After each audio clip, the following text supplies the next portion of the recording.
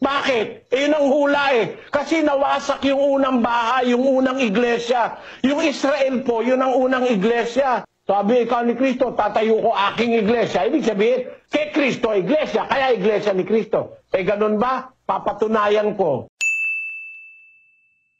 Magandang araw po sa inyong lahat, Sir JR po ng Usap-Usap University at mga ka-youth. It's always nice to be seeing you once again. Ako po ay nagagalak na makita po kayo ulit sa atin pong regular po na palabas. At para po sa mga baguhan, welcome po kayo, tuloy po kayo sa Usap-Usap University. Ang atin pong ginagawa rito, tayo po ay nanonood ng mga religious discussions, mga preachings, mga sermons. And of course, ang atin pong pag-uusapan ay in a way a little bit related daw po. Ito po ang video na ito, makikita niyo po sa ating screen ngayon. This was actually sent to us by Brother Gab. Although, ang alam po natin, ang pagkaka-refer po sa Israel dito sa video na ito ay ang panganay do. Pero originally, ang tinalakay po rito still about salvation at kumbaga parang yung ideya pa rin po yata ng true church and it was linked with Israel. And alam niyo po yan mga ka-youth, ang atin pong paksa recently is patungkol nga po sa bayan ng Diyos. At syempre, ang preacher po sa ating video na ito is si Brother Eli Soriano ng Members Church of God International. Yan po ang pinaka-in-demand po talaga na preacher dito po sa U3. So sa akin pong background sa pag-aanalisa, ako po ay dating university debater mula po sa MSU IIT sa loob po ng 3 taon. Ako rin po ay nakapagdebate sa ABS-CBN News Channel at ako ay member ng isang international public speaking organization, ang Toastmasters International. Mga ka-U3, paalala lang po, hindi ako mangangarala, hindi ako preacher, isa lamang po akong hamak na video reactor. So dahil hindi ako kaanib ng MCGI, expect na maaari po akong mag-agree sa aking mga napapanood at maaari din po na mag-disagree ako sa ating mga napapanood. Isang bagay lang po maaari kong magarantiya sa video na ito, I will just be giving my fair and genuine reactions for the first time as I am watching this video mga ka-U3. So while you are watching, i-click nyo na po yung like dahil malaking tulong na po yan. Once you do that, kayo po ay nagre-recommenda ng ating pong video content sa iba pa pong mga viewers ng YouTube mga ka-U3. And also, you can type your comment what you think about the videos, what you think about the verses na na-mention po dito sa video natin dahil lahat po ng comments ninyo ay nababasa ko po at nababasa din po ng mga viewers. So, if everything now is ready mga ka-U3, let us watch this video together. Sabayan niyo po ako. Let's go. Mapapatunayan niyo po ba na itong reliyon na ito ay may kaligtasan? Alam mo po kapatid, salamat po sa pagdalo mo kapatid na Hulita. Alam nyo, ang magpapatunay, hindi po tayong tao Ang Diyos ang dapat magpatunay.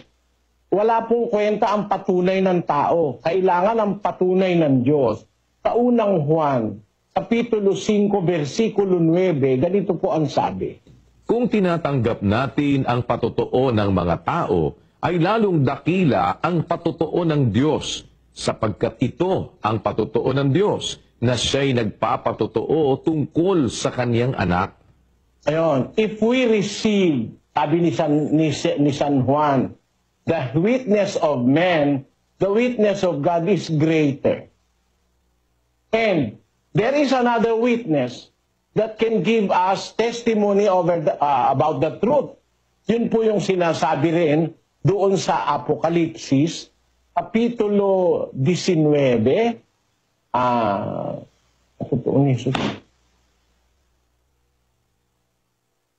Versikulo 10. At ako'y nagpatira pa sa kanyang paanan upang siya'y aking sambahin. At sinasabi niya sa akin, ingatan mong huwag gawin iyan. Ako'y kapwa mo alipin at ng iyong mga kapatid na mayroong patotoo ni Jesus. Sumamba ka sa Diyos, sapagkat ang patotoo ni Jesus ay siyang espiritu ng hula. Yun. May patotoo rin siyang Panginoong Jesus. At yung patotoo niya, yung espiritu ng hula. Kaya pagkalimbawa, ang isang relihiyon o ang isang samahan o ang isang iglesia, kagaya ng pagkaraniwang pagkaintindi natin ngayon, na pag sinabing relihiyon, yun yung iglesia, yun yung samahan, ang dapat nating hanapan ng patotoo ang Diyos at si Kristo, hindi ang tao. Kaya po, kapatid na Hulita, ang aking masasabi, ang Biblia po nagpapatotoo. Ang salita ng Diyos nagpapatotoo. Ang salita ni Kristo nagpapatotoo. Naliligaw lang yung iba kasi hindi naintindihan yung patotoo ng Diyos at ni Kristo. nang ang Israel po ay mawasak dahil sa masasamang pastor, ang Diyos ay nagpanukalang itatayo niya ang Israel uli. Basahin natin ang Amos 9:11. Sa araw na yaon ay ibabangon ko ang tabernakulo ni David na buwal at tatakpan ko ang mga sira niyaon at ibabangon ko ang mga guho niyaon at aking itatayo na gaya ng mga araw ng una. Ang Israel po na tinatawag na tabernakulo ni David ay mabuwal, nabuwal po kasi yan eh. Nagpanukala ang Diyos sa hula niya, itatayo ko, ibabangon ko ang tabernakulo ni David na nabuwal.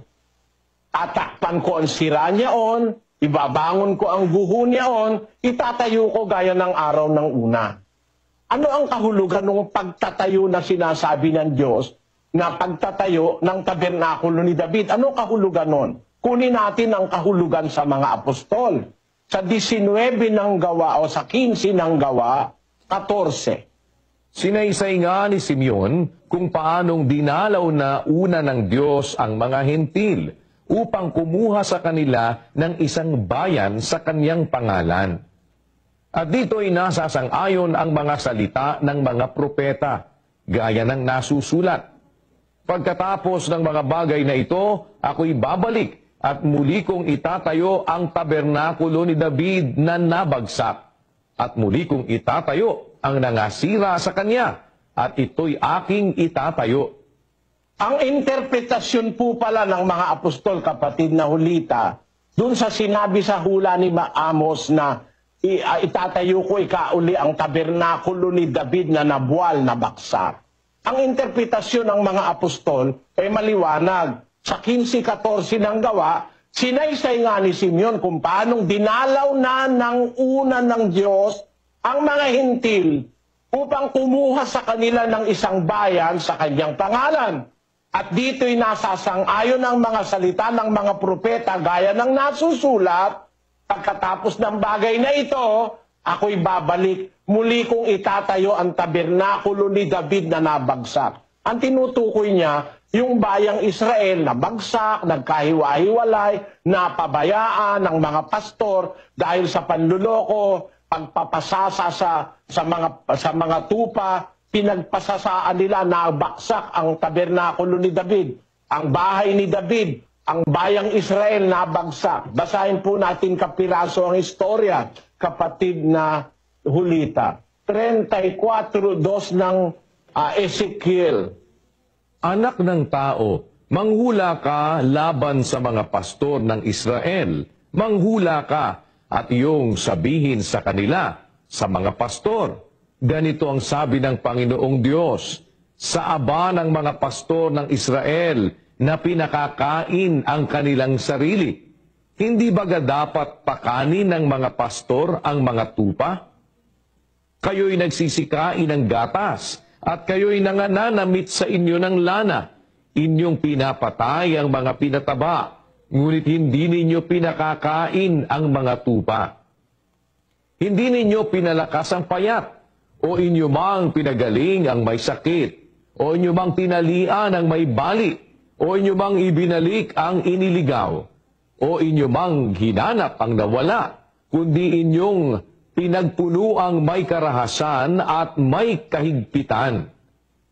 At sila'y nangalat dahil sa walang pastor. At Napakaliwanag, nangalat ang Israel, nabuwal. Nangalat, pinagsamantalahan ng pastor, pinagpuno ang may kalupitan at may kahigpitan. Kinakain nila yung gatas ng mga tupa, kinakain nila yung matatabang tupa, sinusuot nila yung mga balat ng tupa. Kung nagsisuot kayo ng lana, sabi ng Diyos, pero pinapabayaan yung tupa.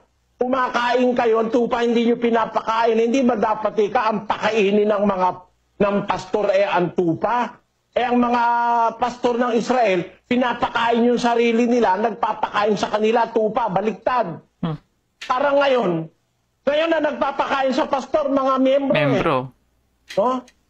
Hindi yung pastor ang nagpapakain at nag-aalala para sa miyembro. Okay, pasensya na po Brother Elia. And mga ka-youth, sa mga baguan po natin ng mga viewers, ganito po talaga sa youth. Sana po wag kayong magalit dahil talagang pinopost po talaga natin ang video rito. So, kaunti lamang na recap mga ka-youth based on what we're hearing so far. So, ang tanong nga po, no, yung assurance ng salvation dito po sa MCGI dahil ito po ay part ng kanilang programa. Ang itanong mo kay Soriano, syempre, at si Miss Julita yata yung pangalan, ano? So, Brother Eli is saying na hindi dapat nanggaling sa tao ang kumbaga pagbibigay ng confirmation na ang isang relihiyon ay tunay nga at tama. So Brother Eli is saying na dapat ang patotoo, kumbaga ang ebidensya, ang confirmation should be coming from God and Jesus Christ. Hindi po raw mula sa tao. Dahil ang patotoo po ng Diyos ay mas higit daw po na dakila. And para sa akin, medyo technical and interesting yung first po na substantiation ni Brother Eli dito patungkol nga sa tabernakulo ni David. I find this interesting dahil ang sinasabi ni Brother Eli rito na ang tabernakulo ni David is equal daw po niyan ay Israel. At kagaya daw po ng nangyayari ngayon sa modernong panahon, nung panahon din kaya bumagsak, ay dahil ang kanila pong mga ministro, mga pastor daw po, ay hindi naging mabuti. Interesante po para sa akin at gusto ko pong malaman kung ano yung magiging direksyon ng discussion ni Brother Eli dito. Especially on the idea that Israel is yung panganay nga daw po. What does it mean? So kung ang Israel ba ay panganay, nawawala na ba yung kanyang importance bilang bayan ng Diyos, mga ka-U3? Kung baga sa English, birthright yan, di ba po? And also I would like to mention the analogy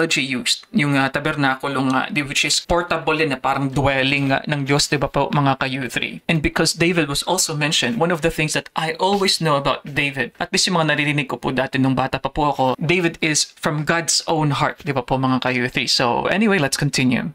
Baliktad, gaya ng sinabi ni Pablo sa ikalawang Korinto, Kapitulo 12, versikulo 14. Basahin natin. Narito, ito ang ikatlo na ako'y handang pumarian sa inyo at ako'y hindi magiging pasanin ninyo, sapagkat hindi ko hinahanap ang inyo, kundi kayo, sapagkat hindi nararapat ipagtipon ng mga anak ang mga magulang, kundi ng mga magulang ang mga anak.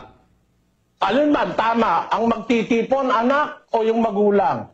Sabi ni Pablo, pupunta ako dyan sa inyo, mga taga-Korinto. Hindi ako papapasan sa inyo. Hindi kayo gagastos para sa akin. Sapagkat hinahanap ko kayo, hindi ang inyo. Hindi ang hinahanap ko ang inyo, kundi kayo. Sabi niya. Kaya pagpunta niya sa Korinto, sabi niya sa 15, tuloy natin. At ako'y gugugol ng may malaking kagalakan at pagugugol dahil sa inyong mga kaluluwa. Kaya pala hindi siya magpapapasan sa taga-Korinto. Siya mismo gugugol. Gugugol ako na may malaking kagalakan at pagugugol dahil sa inyong kaluluwa. Sa pagmamahal niya sa miyembro, hindi niya inaasa pati pamasahin niya o yung pagkain niya sa mga miyembro. Nagtatrabaho si Pablo ng sarili niyang sika para kumita. Para wag siyang magpapasan sa mga tupa. Kasi sabi ng Diyos, dapat pakainin niyo ang tupa, sabi sa mga pastor ng Israel, kayo ang lumalamon sa tupa. Pinakikinabangan niyo yung tupa, di niyo naman inaasikaso. Ang nangyari, nangalat ang mga tupa. Kumbaga yung bahay ng Israel nagiba. Ano ngayon ang misyon ni Kristo pagparito niya sa lupa? 15:24 ng Mateo. Basahin natin. Datapwat siya'y sumagot at sinabi, hindi ako sinugo, kundi sa mga tupang nangaligaw sa bahay ni Israel. Hindi ako sinugo, kundi doon sa mga tupang naligaw, nagkahiwa-hiwalay, nasira sa bahay ni Israel. Kaya ang pagkasugo niya, para itatayo niya yung nagiba, yung bahay ng Diyos na nag-umpisa pa kay Moises, itatayo niya dahil nagiba.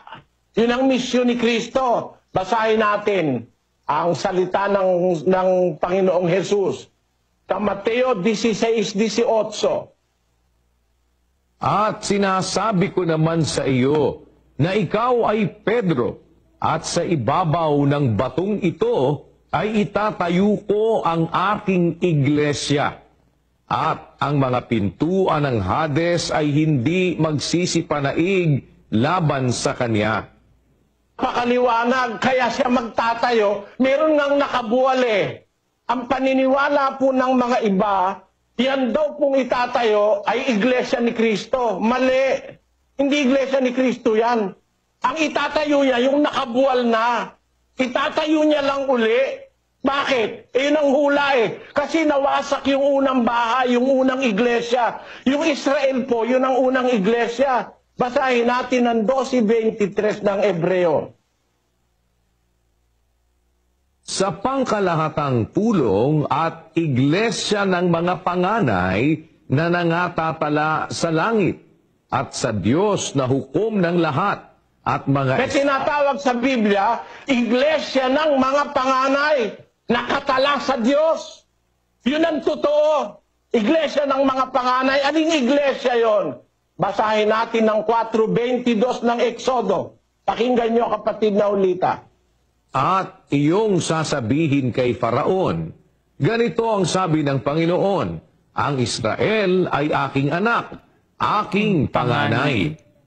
Iglesia ng mga panganay ay ang Israel. Iglesia po yan. Nung umpisa sa ilang iglesia na yung iglesia ng Israel, 7:37-38 ng gawa. Basahin natin. Ito yaong Moises na nagsabi sa mga anak ni Israel, palilitawin ng Diyos sa inyo ang isang propeta na gaya ko mula sa inyong mga kapatid. Ito yaong naroon sa iglesia sa ilang, nakasama ang anghel na nagsalita sa kanya sa bundok ng Sinai. Liwanag, ito yung Moises na naroon sa iglesia sa ilang. May iglesia na, wala pa. Meron. Panahon pa ni Moises, may iglesia na. Si Moises ang puno noon at tagapagligtas noon si Moises. Kaya lang, pagkamatay ni Moises, pinagsamantalahan ng mga pastor. Nagiba ngayon yung bahay ng Diyos, yung iglesia ng Diyos na sa panahon pa ni Moises. Nagiba. Sabi ng Diyos, itatayo ko uli yan, yung tabernakulo ni David na yan. Kaya pagdating ni Kristo, sinabi niya, itatayo ko ang aking iglesia. Ang interpretasyon ng iba, ay iglesia ika ni Kristo yan. Si Kristo kasi nagtayo Ang tanungin natin si Kristo, sa kanya ba yung iglesia na kanyang itatayo? Basahin natin ng 12:49 ng Juan. Sapagkat ako'y hindi nagsasalita na mula sa aking sarili, kundi ang Ama na sa akin ay nagsugo, ay siyang nagbigay sa akin ng utos kung ano ang dapat kong sabihin at kung ano ang dapat kong salitain. Nagtapat si Kristo nung nasa lupa siya, hindi ako nagsasalita sa sarili ko. Ang amang nagsugo, nagbigay ng utos kung ano sasabihin ko, kung ano sasalitain ko. Kaya nung sabihin niya, itatayo ko ang aking iglesia, hindi salita ni Kristo yun, salita ng Ama yun. Kasi ang Ama talaga ang may-ari ng iglesia. Ang tawag nga iglesia sa ilang iglesia ng mga panganay, yun ang Israel. Nawasak lang dahil pinagsamantalahan ng mga pastor. Pagdating ni Kristo, sabi niya, yung salita ng Ama lumabas sa bibig niya, sinasabi ko sa iyo, ikaw ay Pedro. First person yung nagsasalita. Ikaw ay Pedro, second person si Pedro. Sa ibabaw ng batong ito, third person yung bato. Itatayo ko aking iglesia. Sino ba yung bato? Hindi ba si Kristo? Yun ang batong pinagtayuan ng iglesia. Sino yung first person na nagsasalita? Hindi siya. Kasi siya yung third person Sa ibabaw ng batong ito, itatayo ko aking iglesia. Sabi ng salita kay Pedro. Kaninong salita yung nagsasalita? Si Kristo pala yung batong pinagtayuan. Ang first person na nagsasalita, yung Diyos. Kasi siya may-ari ng iglesia, panahon pa ni Moises. Ang tawag, iglesia sa ilang. Iglesia ng mga panganay. Ang panganay ang Israel. Nawasak lang dahil pinagsamantalaan ng mga pastor. Kaya nung itatayo niya uli, kinasangkapan niya si Kristo para magsalita na itatayo ko ang aking iglesia at may pangako na siya. Ang pintuan ng Hades hindi mananaig laban sa kanya. Kaya ano ibig kong sabihin, kapatid na ulita? Ang tunay na relihiyon sa Biblia, yung iglesyang umexist bago pa si Kristo, nagkatawang tao. Yun ang iglesia sa ilang, iglesia ng mga panganay na natatala sa langit, yun ang Israel. Pagkatapos na pagsamantalahan ng mga pastor, pagkatapos ni Moises, itatayo uli ng Diyos. Sabi niya, tatayo ko yung tabernakulo ni David na nabuwal. No? Itatayo ko gaya ng araw ng una. Kaya nung panahon ni Kristo, kasangkapan siya ng Diyos para itayo. Siya ngayon ang nagsalita, itatayo ko aking iglesia. Yung salitang akin, hindi kanya yon. Salita ng Ama yon na lumabas sa bibig ni Kristo. Ipinagpaon na ito ng Diyos. 18. Ako po medyo napangiti po ako dito po sa discussion ni Brother Eli sa first person, second person. Dahil maalala ko po sa past video reaction natin, I was totally confused. At least now on my understanding, so sinasabi ni Brother Eli, di ba, na ang first person, it really was God Himself. And yung second person, yung sinasabihan dito is si Pedro. And yung third person, which is yung bato, and bato is Jesus Christ. Pero yun nga po, as mentioned, I remember some arguments laid down by the Catholics, mga ka-U3, na yung bato, di ba? So, kasi upon this rock, I will build my church. Ayan, yung Petros nga, di ba? Kaya nga Peter, Petros, which means rock. So that's why I believe the first pope considered by the Roman Catholics is si Peter nga. Sa kanya tinayo ang iglesia, mga ka-U3. What I find fascinating, of course, sa discussion po ni Brother Eli dito, is yung idea why he doesn't believe na ito ay iglesia ni Kristo and it should really be iglesia ng Diyos. Dahil according to him, para siyang mouthpiece na hindi talaga yun ang kanyang own na message. It's really God's word, something like that, mga ka-U3. Although, just checking up on the phrasing of the reference kanina, according sa idea ng mga sinasabi o ang sinasalita is really from God's. I would like to know if when discuss ni Brother Eli dito, mga ka-U3, na ang kanyang ginagawa ay sa Diyos din. How about Jesus's actions when He was still here? Would we also say that that's also the act of the Father, mga ka-U3? So anyway, let's continue here. Although I would really say that this is quite technical, coming from a very typical na question, pero I feel that Brother Eli really would be going more into the detail of this discussion. Ng Deuteronomio. Aking palilitawin sa kanila ang isang propeta sa gitna ng kanilang mga kapatid na gaya mo, at aking ilalagay ang aking mga salita sa bibig niya at kanyang sasalitain sa kanila ang lahat ng aking iuutos sa kanya. Ayan, buhay pa si Moises. Sabi ng Diyos sa kanya, ipapalitawin ko sa iyo ang isang propetang gaya mo, Moises, sa gitna ng iyong mga kapatid, sa gitna ng Israelita. Ilalagay ko ang aking mga salita sa bibig niya nung propeta na yon. Sino yon? 3:22 ng Gawa 20. Tunay na sinabi ni Moises, ang Panginoong Diyos ay magtitindig sa inyo ng isang propetang gaya ko mula sa gitna ng inyong mga kapatid. Siya ang inyong pakinggan sa lahat ng mga bagay na sa inyo'y sasalitain niya. At upang kanyang suguin ang Kristo na itinalaga sa inyo na si Jesus. Yung palang propeta na sabi ng Diyos, lalagyan ko ng mga salita ko sa bibig niya, yung pala si Kristo. Kaya nung magkatawan tao na siya, nagsasalita siya sa pagsasalita na galing sa Ama. Hindi ako nagsasalita sa sarili ko. Kaya nung sabihin niya, itatayo ko ang aking iglesia, alin yun? Salita ng Ama yun, nasa lumalabas sa bibig ni Kristo. Di iglesia ng Diyos yun. Kaya nga ang iglesia ng Diyos ang mas maraming nakasulat sa Biblia. 9 na talata 11 pa sa ibang Biblia. Iglesia ng Diyos na binili ni Kristo ng kanyang sariling dugo. Iglesia ng Diyos na nasa Corinto. Iglesia ng Diyos na nasa Efeso. Iglesia ng Diyos. Sabi nung iba, ang opisyal ikang pangalan, Iglesia ni Kristo. Sapagkat yun ang pangalang ipinambati sa lahat. Pakinggan nyo, pakita ko lang sa inyo. Walang magagalit sana. Ito'y pagpapaliwanag lang ng katotohanan Sabi ng mga pastor ng iglesia ni Kristo, eto. Pakibasa. Ito po ay nasa Pasugo noong September 1976 sa page 26. Sa Roma 16:16 ay ganito ang mababasa. Magbatian kayo ng banal na halik. binabati kayo ng lahat ng mga iglesia ni Kristo. Ang pangalang Iglesia ni Kristo ang pangalang opisyal, sapagkat ito ang ipinag-utos na ipangbati sa lahat. Tingnan niyo yung pandaraya sa kapwa. Ang opisyal daw na pangalan, Iglesia ni Cristo, sapagkat yun daw ang ipinag-utos na ipangbati sa lahat. Uulitin ko nga yung Roma 16:16.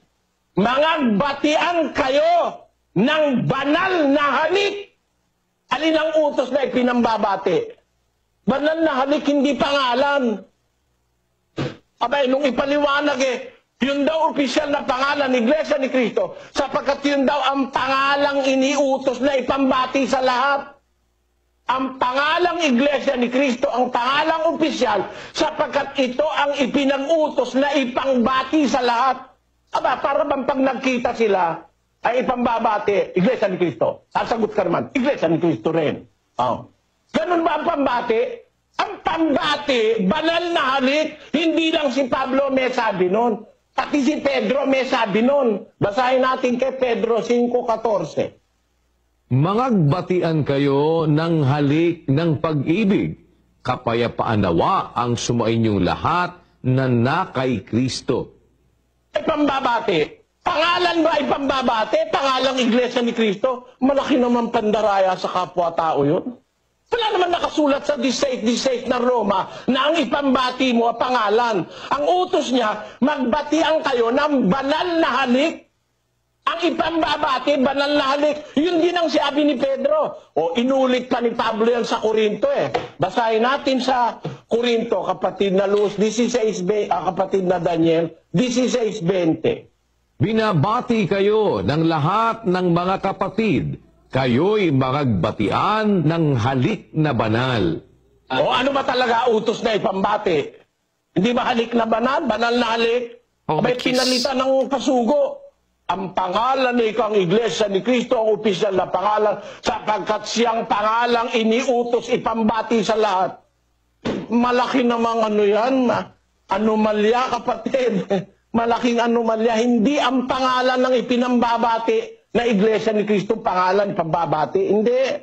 Ang ipinambabati sa all throughout the Bible, hindi lang sa Roma, pati sa Corinto, pati doon sa mga iglesia sa Ponto, Galacia, Cappadocia, Bithynia, ang inutos ni Pedro ang pambati, banal na halik, hindi pangalang Iglesia ni Cristo. Kung ipaliwanag nila para ibaluktot yung salita ng Diyos maliwanag naman ang pasugo na ang sabi, pangalan daw na ipambabati. Hindi naman yun ang nasa Biblia, kapatid.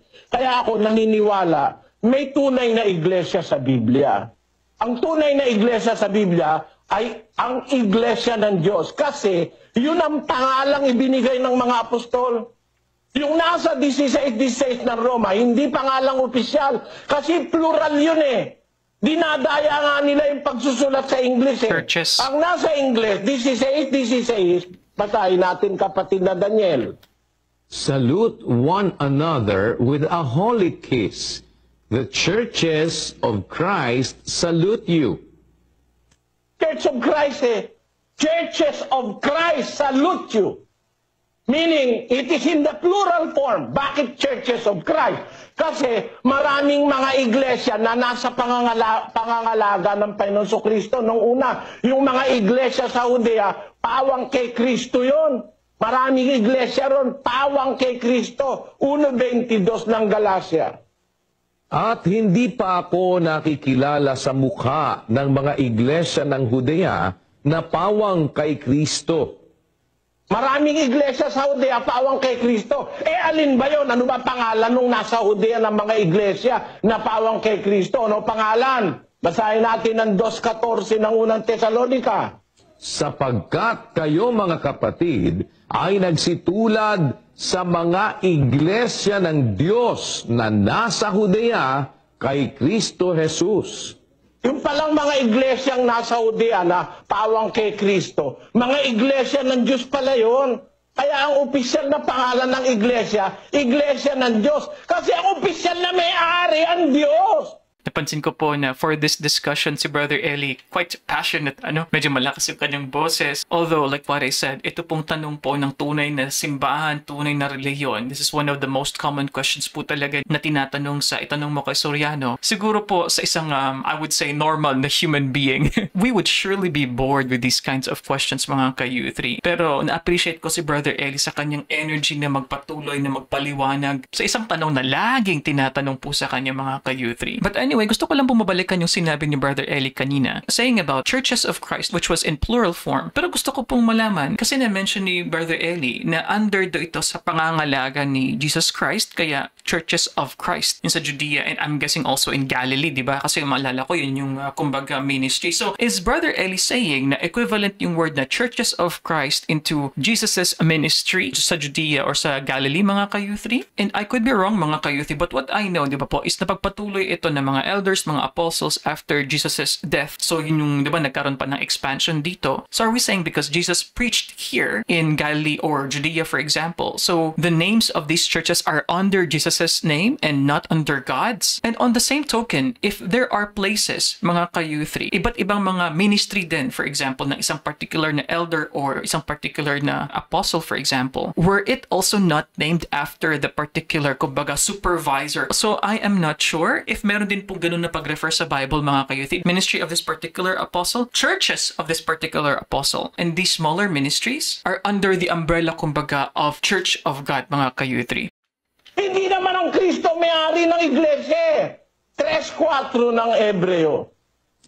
Sapagkat ang bawat bahay ay may nagtayo, datapwat ang nagtayo ng lahat ng mga bagay ay ang Diyos. Ang Diyos ang may kredito sa pagtatayo, lalo na ng iglesia. Bawat bahay may nagtatayo. Pero ang nagtayo ng lahat ng bagay ay ang Diyos. Lalo na ang iglesia, ang Diyos ang nagtayo. At walang ibang pwedeng magtayo niyan. 127:1 ng awit. Malibang itayo ng Panginoon ang bahay, walang kabuluhang nagsisigawa ang nagtatayo. Malibang... Liwanag eh. Malibang itayo ng Panginoon ang bahay, walang kabuluhang gumagawa ang nagtatayo. Alin ba yung bahay na ang Diyos lang ang may karapatang magtayo? Basa, 3:15 ng Timoteo. Ngunit kung ako'y magluwat ng mahabang panahon, ay upang maalaman mo kung paano ang dapat sa mga tao na ugaliin nila sa bahay ng Diyos, na siyang iglesia ng Diyos na buhay, at haligi at saligan ng katotohanan. Ang bahay na ang Diyos lang ang may karapatang magtayo ay ang iglesia, kapatid, iglesia ng Diyos. Ang bahay ng Diyos na siyang iglesia ng Diyos. Yung bahay na yan na siyang iglesia ng Diyos, panahon pa ni Moises, nag-i-exist na yan. Hanggang sa panahon ni Kristo, 3:1 ng Hebreo. Kaya nga, mga banal na kapatid, mga may bahagi sa pagtawag ng kalangitan, inyong isipin ang apostol at dakilang saserdote na ating kinikilala, si Jesus, na siya'y tapat sa naglagay sa kanya, na gaya rin naman ni Moises sa buong sangbahayan niya. Si Kristo, tapat sa naglagay sa kanya, sa sangbahayan niya, gaya rin ni Moises sa buong sambahayan niya. Nag-umpisa ang sambahayan ng Diyos kay Moises. Nung dumating si Kristo, pinalitan niya si Moises.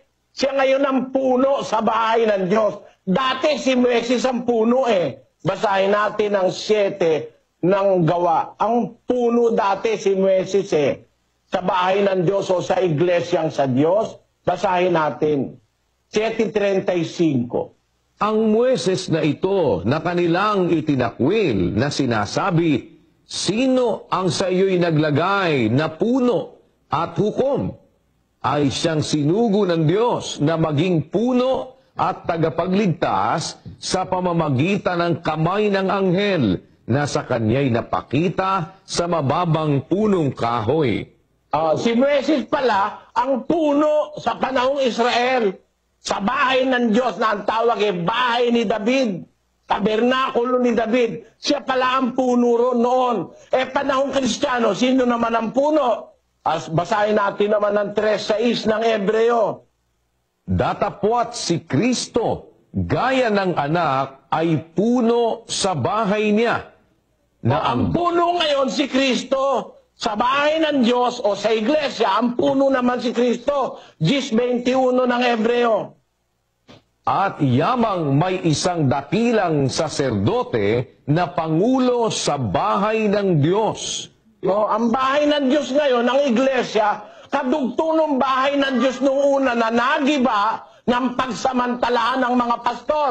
Pero itinayo uli sa pamamagitan ni Kristo. Inilagay siya ngayon na puno, hindi siya may-ari. Siya ang puno, tagapamahala. 1:21 ng unang Juan, ay ng Epeso. Basahin natin. Sa kaiba-ibabawa ng lahat na pamunuan at kapamahalaan at kapangyarihan at pagkasakop at sa bawat pangalan na ipinangungusap, hindi lamang sa sanglibutang ito, kundi naman sa darating. At ang lahat ng mga bagay ay pinasuko niya sa ilalim ng kanyang mga paa, at siya'y pinagkaloobang maging pangulo ng lahat ng mga bagay sa iglesia. Ayun, si Kristo, pangulo, pinagkalooban ng Diyos, maging pangulo na lahat ng bagay sa iglesia. Hindi kanya iglesia. Para sabihin mo, iglesia ni Kristo, ang opisyal na pangalan. Ang opisyal na pangalan, yung may-ari talaga. Iglesia ng Diyos. Ang may-ari talaga ang Diyos eh. Si Kristo, ginawang pangulo sa bahay o sa iglesia. Sa kaiba-ibabawan ng lahat ng pamunuan, kapangyarihan at pagkasakop, ang iglesia ng Diyos ang itinuturo ng Biblia na pinangunguluhan ni Kristo. Kaya sa tanong ni kapatid na Ulita, mapapatunayan ko ba na ang relihiyong ito may kaligtasan? Abay, yung relihiyon po sa Biblia, yung pinangangaral ko eh. Hindi naman ako nagtayo eh. Hindi ako nagtayo. Ipinangangaral ko lang yung nasa Biblia. Hindi kagaya ni Mr. Manalo, nagtayo ng iglesia niya. Basahin natin ang rehistro. Is Luz? Opo, sige, lagay po natin ang kanilang rehistro, ang iglesia ni Manalo. Ayan, ito po ang kanilang rehistro. Ito ang nakasulat.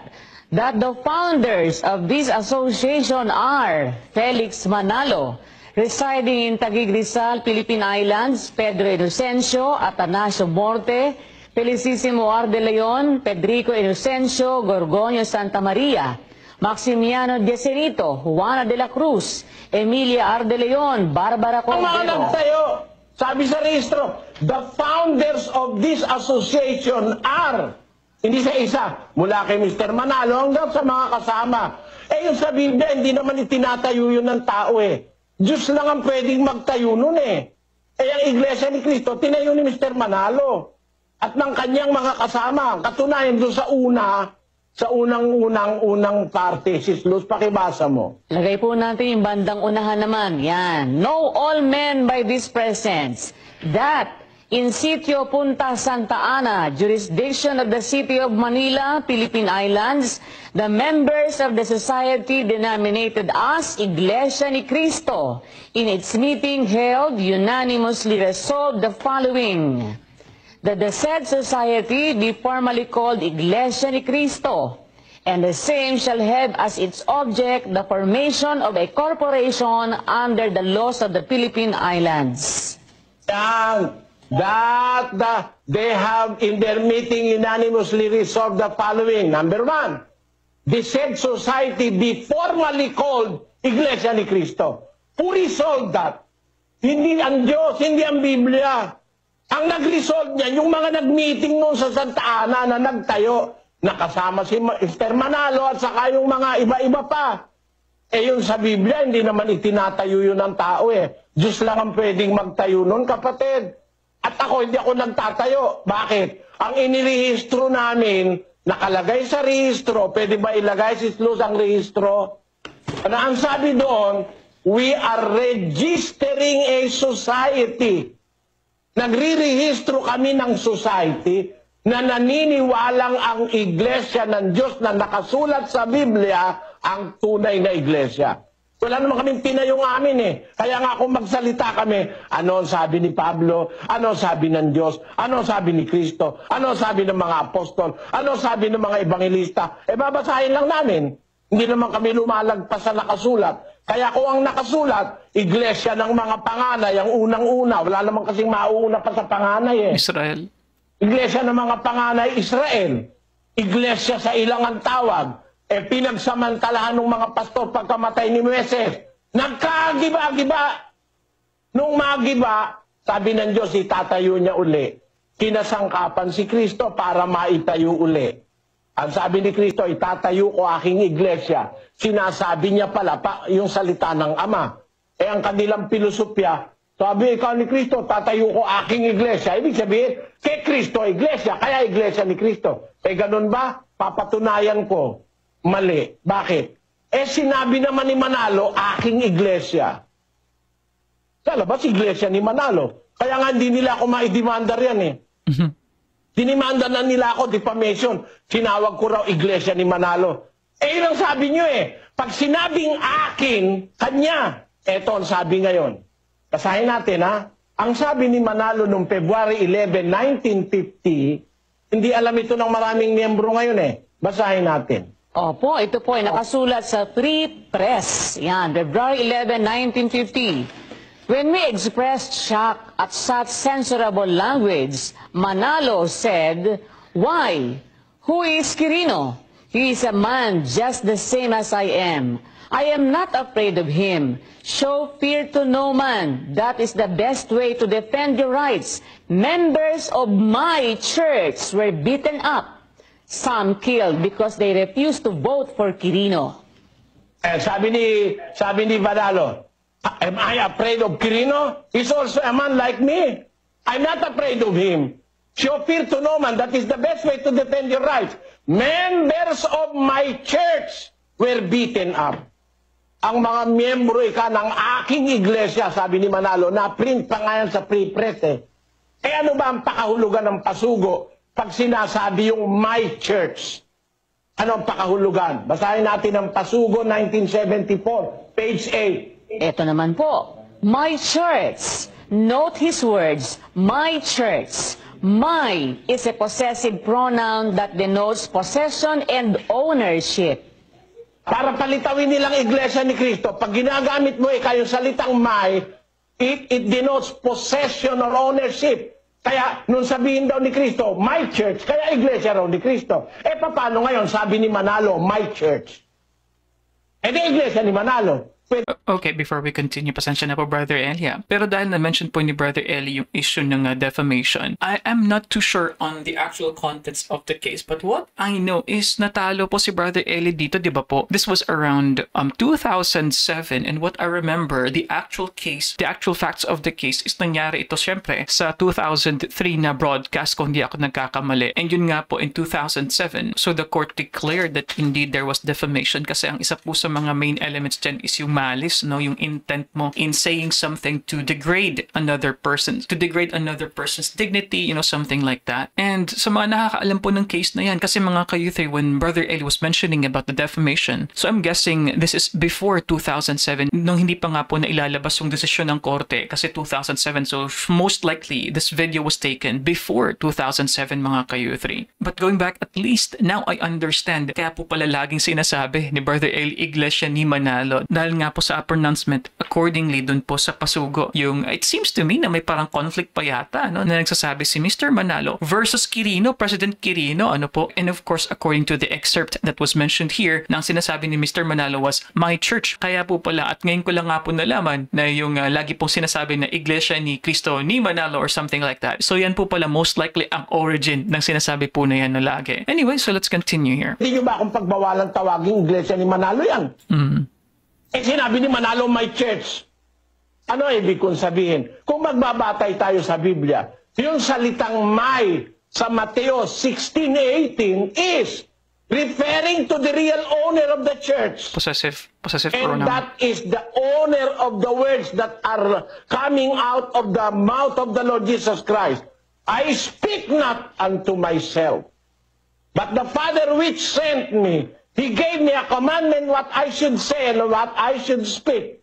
So when he said to Peter, thou art Peter, upon this rock, I, the first person, will build my church.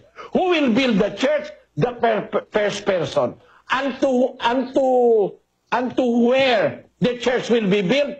Upon this rock. And the rock is Christ. He cannot be the first person and at the same time the third person.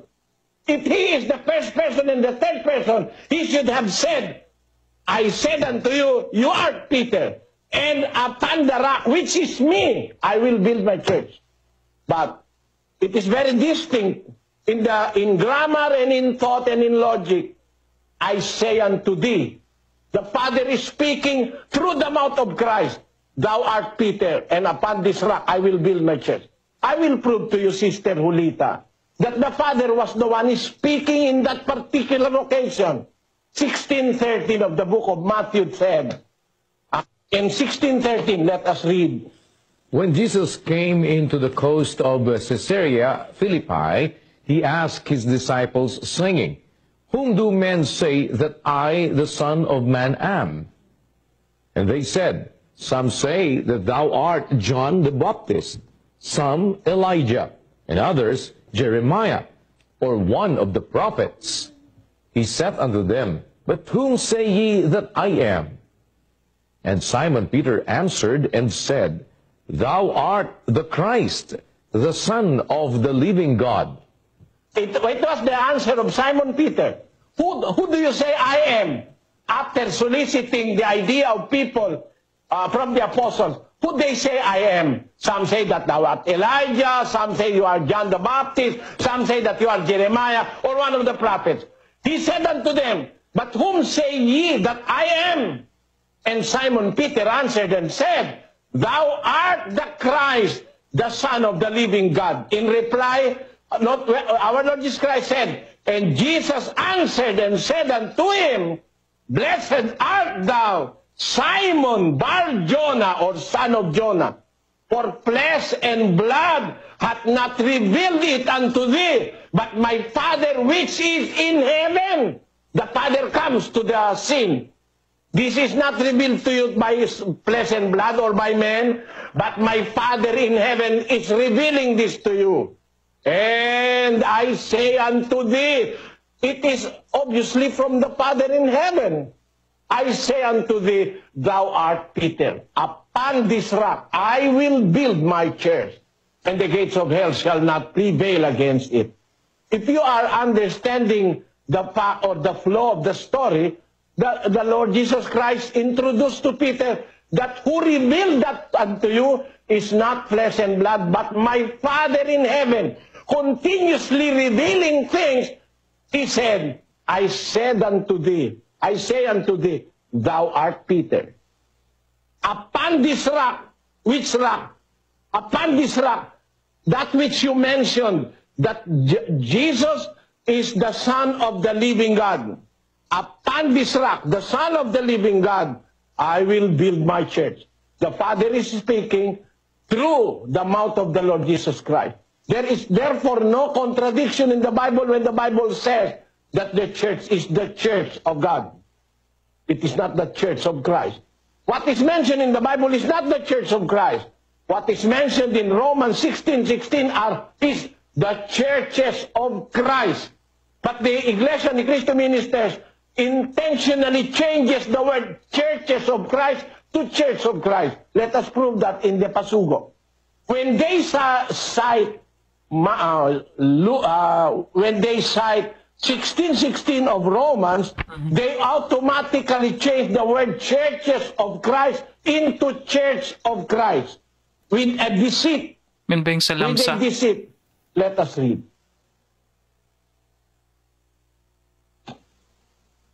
Ito. May 1973, Pasugo in page 10. Sister Luz.